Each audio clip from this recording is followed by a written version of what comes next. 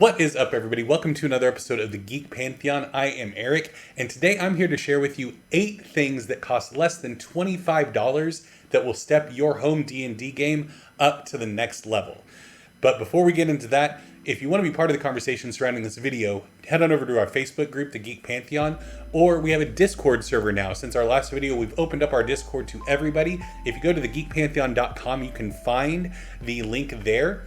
And we also have a Patreon, patreon.com/thegeekpantheon. These videos literally could not happen without the incredible support of all of our patrons. So go check it out over at patreon.com/thegeekpantheon. But now to today's video.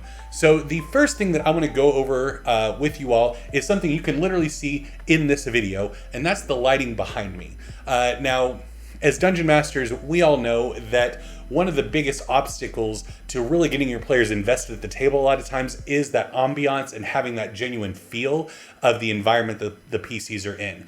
And something that can help out a whole lot is some form of lighting that you can manipulate on the fly to have like really dramatic red lighting, or lower the lighting down to give an eerie like purplish glow if they're venturing through the Underdark. And these lights behind me can do that. You can get a pack of 2 on Amazon for $25. Or if you just need one, you can get it for $15. And it comes with a free app that you can download that allows you to manipulate the color, make it flash, lower the luminance, all that kind of stuff.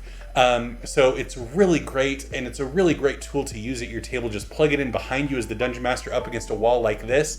And with the app, you can control both the lights at the same time if you want. It's a great tool, and I would highly recommend it. Now, the second and third thing that I'm going to talk about, because it's kind of a package deal, not literally, you got to buy them separately, but they kind of work in tandem, is a quality whiteboard. Now, I know a lot of you are probably saying, I have a whiteboard, it's not that big of a thing, but I'm specifically talking about a magnetic quality whiteboard. Because, in addition to that, getting some colored magnets can be a huge help with a variety of things at your table. So a setup like this that you can see here, I have the colored magnets just slapped on there, my extra ones down here, and this could be an initiative tracker where the red ones are monsters and every player has their color assigned to them. And then for the other colored magnets, if somebody gets, I don't know, stunned, boom, now everybody knows pink means stunned, it's above that player.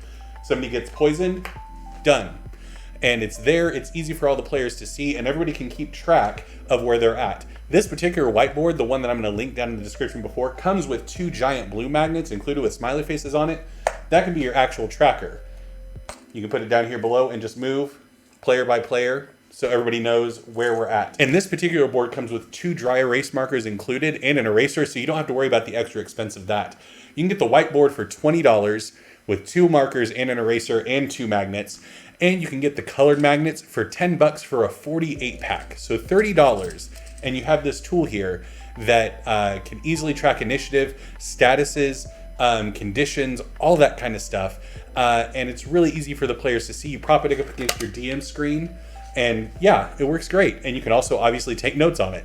Highly recommend it. $30 for the whole thing. And yeah, it's great. The next thing that I want to show you all is going to incorporate the black dry erase marker that came with our whiteboard that I just went over. And that is dry erase playing cards. I had never even heard of these. Shout out to Philip, one of my co-hosts on the Knowledge Check and Eberron Renewed, for pointing these in my direction. Super handy. I got a pack of 144 of these for $9.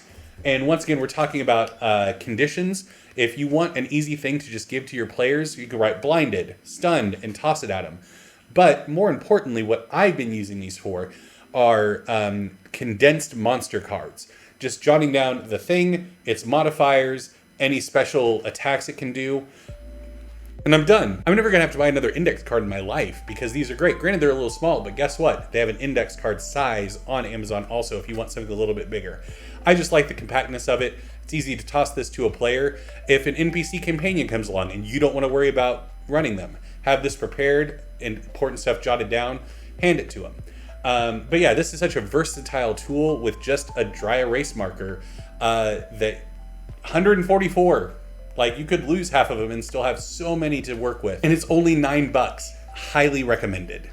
Now this next one is also for tracking conditions and things like that. Can you tell that that's one of my weak points as a dungeon master? Is keeping track of who has had what done to them. And what I recommend for that, if you're looking for a super cheap, easy solution that you will never run out of, colored beads.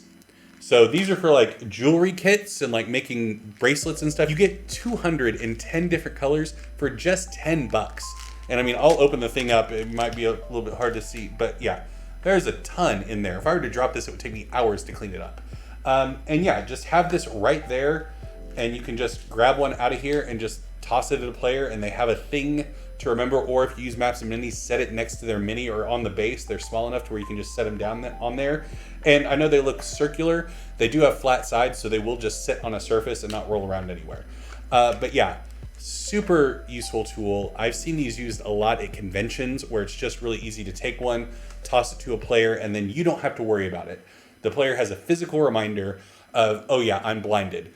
And everybody else around them has that visual reminder, and you have that visual reminder. So where when you look at the player, you see, oh, right, and you won't forget.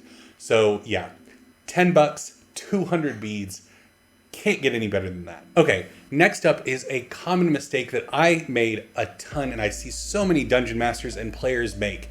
And no, it's not to have a notebook with you, but it plays into that. Obviously, having a good notebook is DMing 101. So if you don't have one, go get yourself a good notebook. Might be more than 25 bucks for a really high quality one, but go pick one up. But what you can get for under 25 bucks is an 18 pack of high quality pens. So having a crappy pen that you got at like a dentist office, no shade to dentist office pens, but having a crappy pen makes note-taking at the table a dismal experience, or trying to prep for your next game session. And the number one mistake that I see people make with their pen selection is too big of a tip. Once I started using a fine tip pen for my note-taking, game changer. And the reason I'm recommending this pack is because you get 18 different colors, and they're all fine tip, they're all high quality. They're actually made for bullet journaling. If you want to do that, that's a great tool. I might do a video on that for DMs down the road. But definitely recommend picking up these high quality pens, because they will make note-taking and prepping a dream again. You won't have to like barely scribble in the margins. Like, these things write so nice and so precisely. You can write small and still have it be legible. So highly recommend picking these up. Okay, the last one is either going to be the most obvious one of this video or the most surprising one. For me, it was the most surprising one because I had never experienced one of these in like a home setting. GM Chris actually recommended this from the Order 66 and the Forge podcast, one of our sister podcasts on the D20 Radio Network. Go check them out, d20radio.com. But a good cookbook stand. So these are things made for your kitchen to where you can have a cookbook, and it's got the clamps down to keep your page in place. And wow, has this made using a book at the table is so easy. I have it set up to be on a single page right now. This is the Heliod spread from the latest Mythic Odysseys of Theros book. But the way I typically use this is to actually mark two separate pages. So I have here one set on this page and the other one set on this page. So I'm having to flip it back and forth between two monsters. I can do that with this book and not have to have bookmarks or anything like that. Super easy to just grab the bunch of pages in between, flip back and forth. I have both my pages marked. And it's just so easy to have it sitting there at your table. You can glance at it. And it's set in a position to where you could just glance over. You're not looking down at your book. You can stay engaged with the players and just have this set up right next to your DM screen. And since your book's not laying down, the players can't see what page you're on or what you're looking at or what's in the book that you're referencing.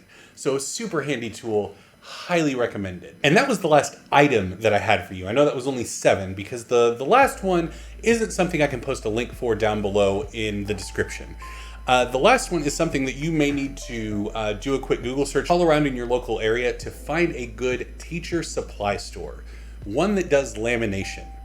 Because this was a revelation to me. Once again, I went down to GM Chris's neck of the woods, and he took me to a teacher supply store who does lamination for 25 cents a square foot before a convention that we were going to down there.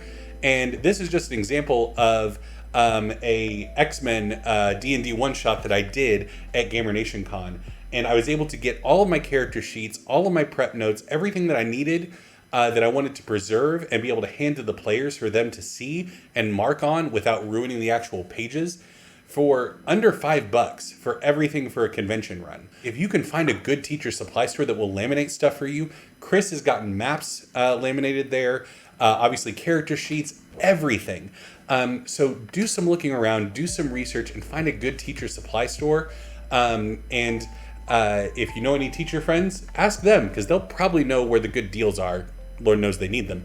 But yeah, definitely give this a shot. Even for your home game, if you have a really good quality handout that you want to have, like, that won't get damaged or folded or anything, that you can preserve for your campaign, then this is a great solution.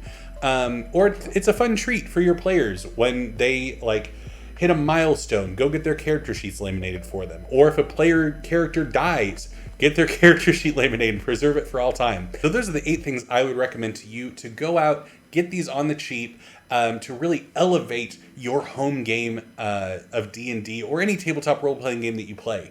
Because these tools I've personally used and found that they are so helpful in managing my own time and my own space at the table. Things like the Cookbook Stand, the dry erase cards, the really handy little container of beads, the dry erase board. It all comes together in a way to make a very clean, neat, manageable DM space. And that's one of my biggest struggles as a DM, is managing the space behind the screen and trying to keep everything sorted. So if that's a problem for you as well, highly recommend going and picking these things up. The floodlights also behind me are also very helpful for creating a sense of ambiance and taking things to the next level. So let me know what you thought. If you have any recommendations, if I missed anything that you use in your home game that you really feel like is must-know knowledge, drop it in the comments below. I'll be checking down there. And please subscribe to the channel, hit the bell. It's a huge help if you like this video.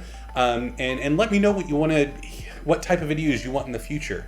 I think the next video might be a review of the latest book to come out, Mythic Odysseys of Theros. I might do a quick under 10-minute review. We did a full review on the Knowledge Check podcast, the podcast that I do with Philip. I'll drop a link to the podcast down below. But if you want a more condensed, bite-sized review that will just tell you whether or not you need to go pick up this book, look out for that video later on. And I hope you enjoyed the video, and I will see you next time.